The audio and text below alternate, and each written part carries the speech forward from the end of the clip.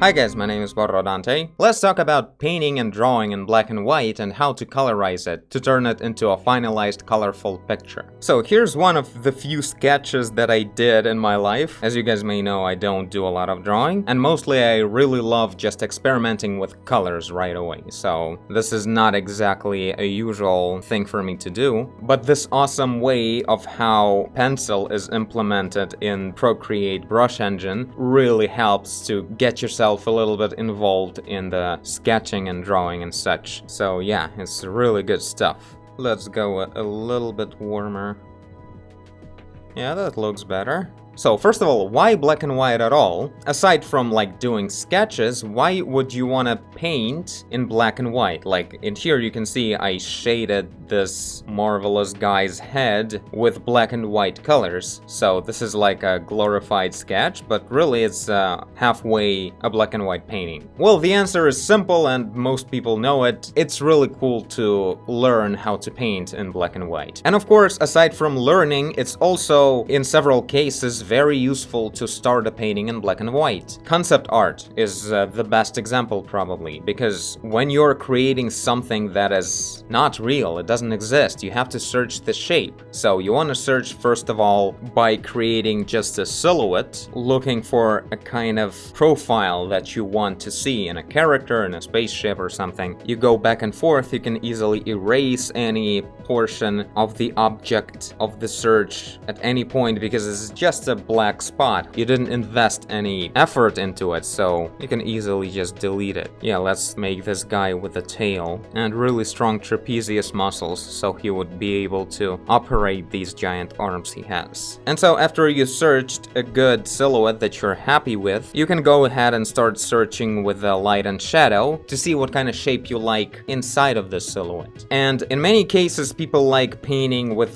just a black brush and eraser to avoid the kind of situation that I have in this layer right here. You see I used actual white color to erase the legs and then turn them into a tail like that. Instead of that, I could have used an eraser and then I would have a perfect black silhouette with transparency. What that's good for is when you would create a new layer, we can make a clipping mask and paint light and shadow inside of it, like that. So it seems like it's like saving time and you will be able to effortlessly search for light and shadow inside of the character. Now, for a really quick and stylized look, or maybe for the first stage of a search, this is a good idea to do it like that. But I gotta say that, first of all, I don't really like switching to an eraser every time I want to change the shape, so I just very quickly grab the color of a background or a character to change the shape, and I don't even think about that eraser thing. That would slow me down a lot. So I don't do that, and I use just a white color. Therefore, like in here, I wouldn't be able to shade it properly. And secondly, even if you make an effort and use an eraser and everything to make sure you have a good, clean silhouette, it's not exactly that great to have your silhouette completely locked in a separate layer that you won't be able to adjust it at all. In most cases, when you're searching for a better shape inside of the silhouette, you kind of want to adjust the silhouette as well. It should be all at your fingertips. You shouldn't limit yourself by segregating things. So at first, at the very first stage, it might be beneficial to quickly just push the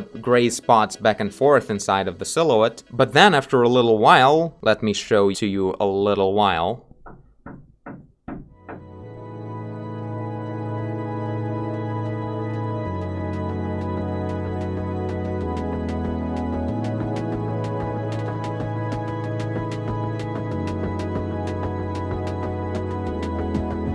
So after having something like this, I defined basic planes, the direction of the light, and overall the idea of every body part, more or less. Now I really want to merge these down. For fuck's sakes! That's a lot of noise, neighbors. I'll be back when they're done.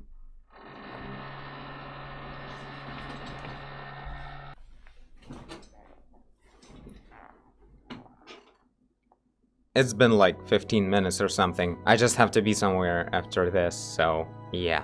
Oh no, this is probably horrible for the green screen. I haven't thought about that.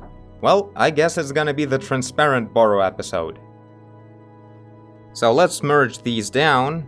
Nope.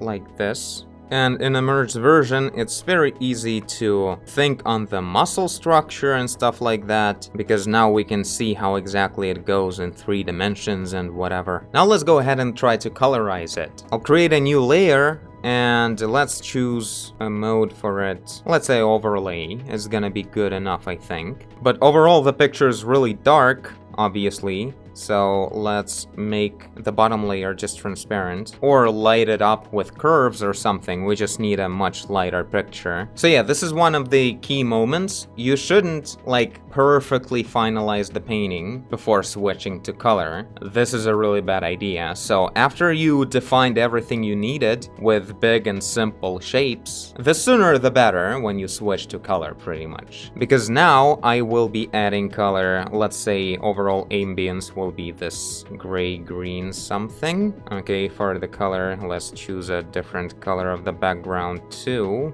Something like that. I added a transparent gray color on top. When you work with overlay, you want to avoid perfectly black and perfectly white colors anywhere, including the background, so you would be able to actually affect the colors.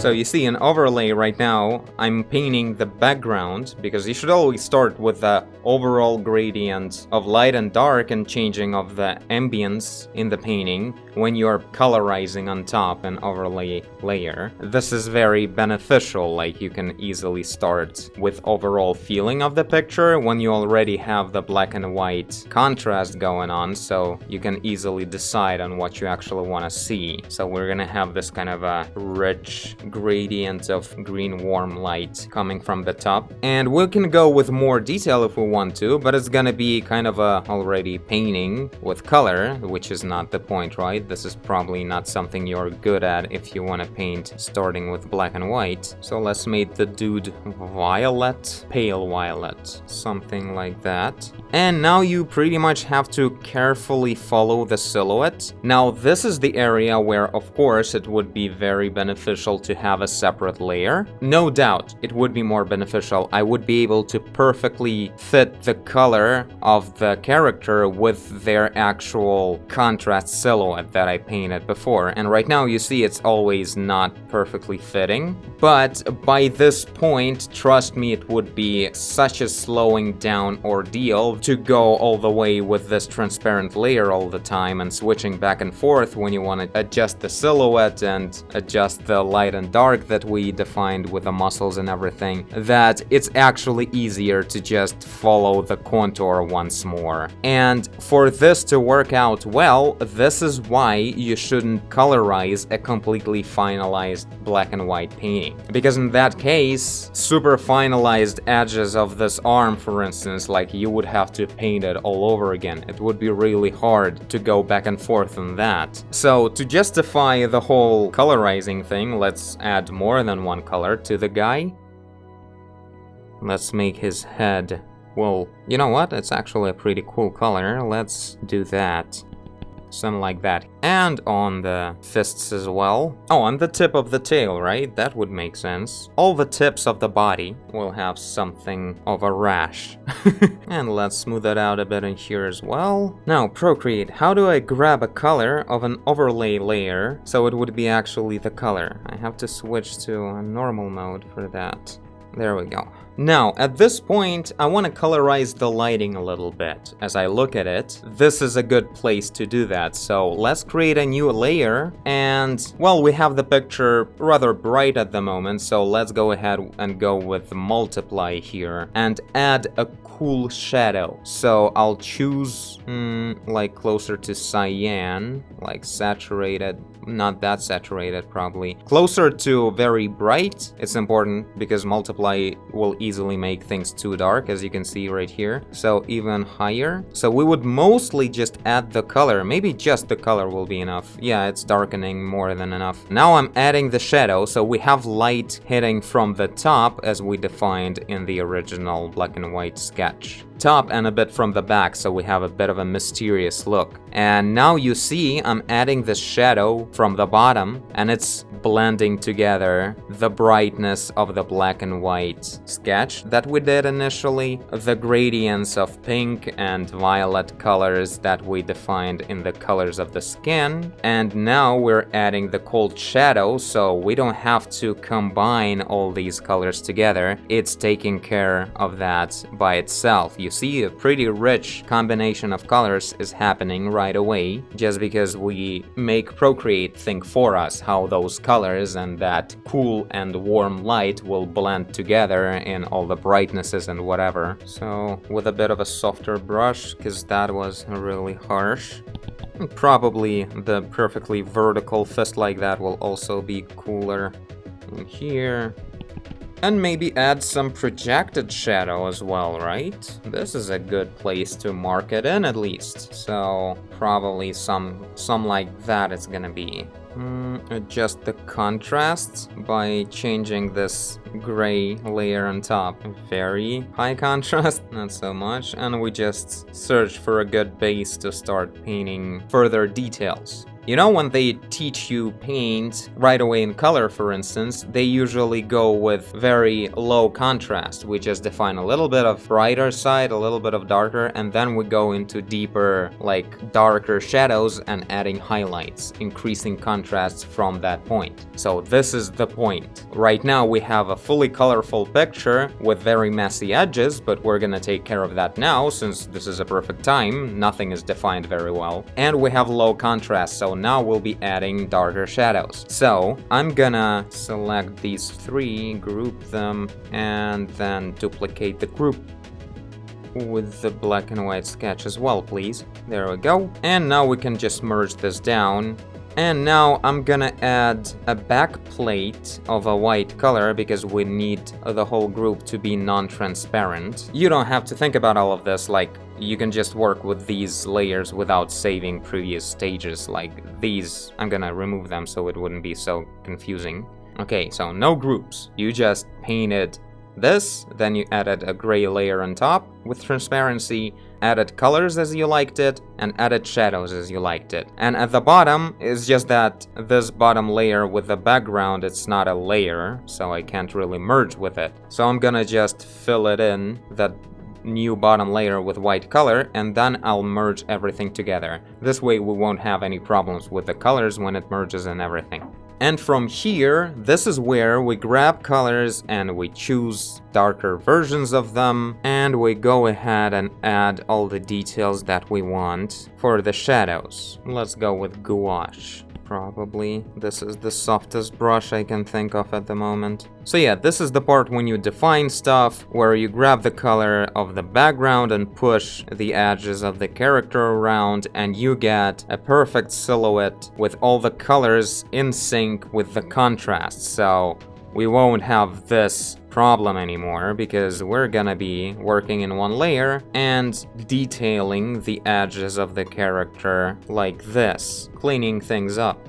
And there you have it. You will just clean up the details, add more of them, and you have a finalized, colorful, and pretty complex picture with complex lighting and complex colors of the skin of the character and everything. So this is a pretty cool way to do it. Right now, I want to show you a little example on this sketch. So this is another way of doing things. So after I created a sketch, I added a new layer, and with somewhat of a transparent brush, I was adding shadows with just black and white. And then in a new layer, I was shading it up with just black and white. So it would be looking like this process if I would go further, right? It's close to the same thing as we did in the previous example, but in here we have the sketch, right? So this is how to colorize a sketch pretty much. And we do this, again, we don't go with too high of a contrast, as you can see I already did. A really dark shadow under the chin. So something like that is the maximum that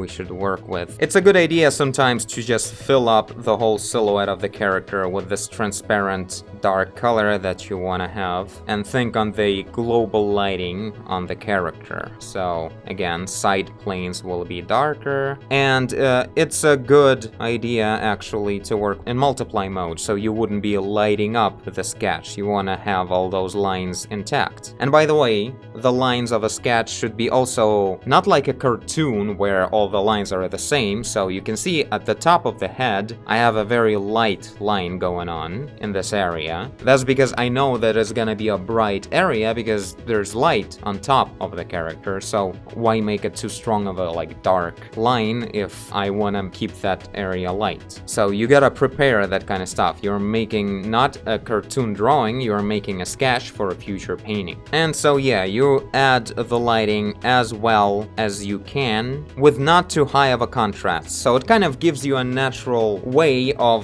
creating a good ambient light. You see this not very strong shadow situation feels like there's a lot of ambient light. It looks kind of realistic right away, even though I didn't do a lot of work. And what's cool with this method is that now when we filled in the whole character with this transparent black, now again I want to create a new layer to make it perfectly white so we wouldn't be working with transparency. Now I'll merge it. And from this point, it's really cool to just go ahead and use some kind of filtering, like, well, curves. This is something that everyone has. Let's say this is a cold picture, so I'll remove some green and a lot of red. No, that's too strong. Some like that, and the shadows, we can make them even more blue by curving down like this and curving up at the top, maybe, you know, to create a certain feeling of translucent skin or whatever. In the middle, there's different colors showing up. So this is like an experimenting area. What kind of look do you want to have?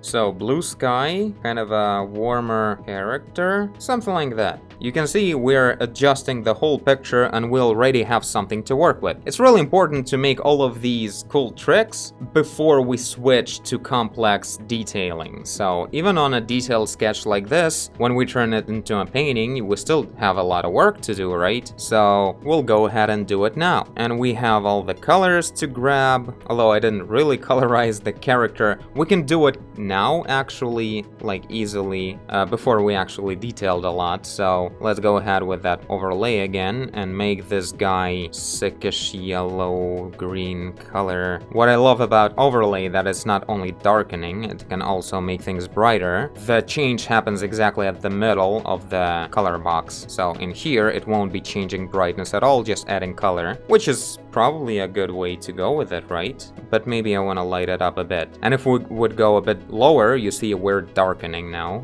Also looks cool and pretty grim, but I think I want to go with brightening things up. So the head will be green and light. The pipes coming from the head will be deep red. Deeper. This is probably better to do with multiply because we have a lot of too bright of a spots on it. And the costume, I don't know, something like that, only darkening. Yeah, this is just a little mistake I did. I filled up the body with the gray color before we colorized.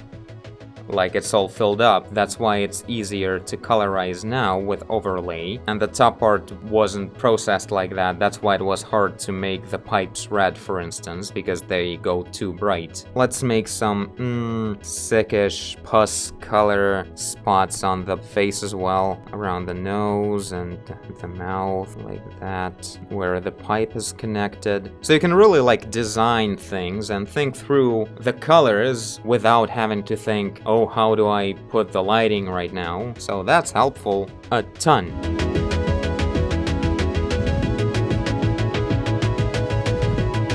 So I merged everything down now. We have just this one layer. It's completely non-transparent. And now I work with anything I want. I add some little gradient on the background to highlight the silhouette of the character. And at the same time as I'm adding these brighter spots in one layer, I'm also taking care of these sketch outlines. So as a result, you can see how this is a very cool way to design a new character very freely easily and allowing you to put a very little effort into the process while being able to concentrate on the design without thinking on the lighting, because you think on it on a separate layer at a separate stage, and then you colorize the character, like thinking about where will be the certain spots of the skin without thinking how those spots will look in different lighting conditions, because overlay blending of layers will take care of that for you. And yeah, if you do it correctly at a proper stage where there's still a lot of details to work on for an actual painting, you will be golden simply because there's no downside to it. Now you will work through all the details and you will erase all the lame outlines that you have and whatever. Take care of small details to make them synchronize perfectly with the colors. So you see, it's turning into a painting right away. Let's make that highlight really bright. And on the eyeball. So yeah, and pretty much at this stage already, it looks like just a really cool, stylized, colorized sketch with very interesting colors and everything. And you can stop at any point and you will have whatever it looks like. And it will work out just fine. If the sketch was good, I'll add some rim light on this side as well, it will look dope.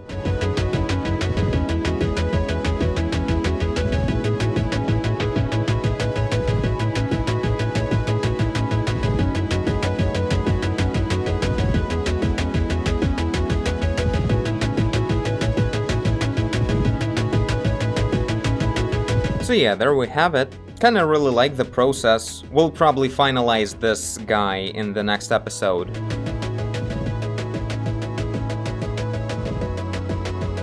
So yeah, as usual, hope it was helpful, tell me guys what you think, and I thank you for watching if you did, I guess you did if you're here, leave a like and subscribe, tell a friend, overlay, do whatever you want, and I will see you in the next one, bye!